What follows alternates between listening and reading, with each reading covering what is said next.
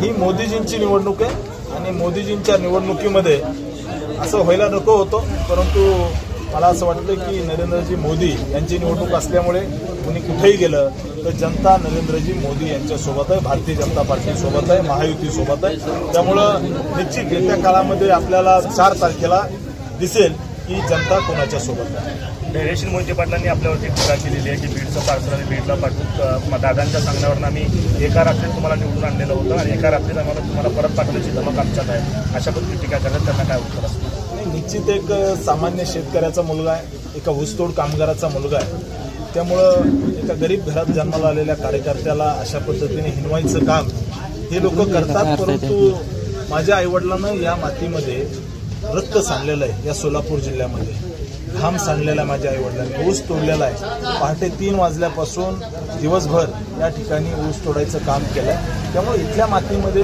माझी बांधिलकी आहे आणि येत्या 4 तारखेला सोलापूरकरांनी ठरवलंय माझं पार्सल त्या ठिकाणी हे करून मला दिल्लीला पाठवायचंय, पार्सल घेऊन दिल्लीला पाठवायचंय आणि त्या पार्सलमध्ये सोलापूरमधले प्रश्न असतील, सोलापूरच्या युवकांना हाताला काम भेटलं पाहिजे, सोलापूरच्या युवकांना त्या ठिकाणी येत्या काळामध्ये उद्योग आले पाहिजे, सोलापूरमध्ये शेतकऱ्यांना सुखी करायचं आहे। या भागामध्ये जिथं पाणी नाही आहे त्या भागामध्ये मला पाणी न्यायचं आहे, उजनी धरणातला गाळ काढून या सोलापूर जिल्ह्यातील पाणी साठवण वाढवून म्हणजे पाण्याची साठवण क्षमता वाढवून उजनी धरणातली मला भविष्यामध्ये ज्या भागामध्ये पाणी गेलं नाही त्या भागामध्ये पाणी न्यायचं आहे। परंतु मी अतिशय विनम्रतेने सांगतो, मला आदरणीय मोठ्या दादांबद्दल कायम आदर आहे आणि भविष्यामध्ये राहील।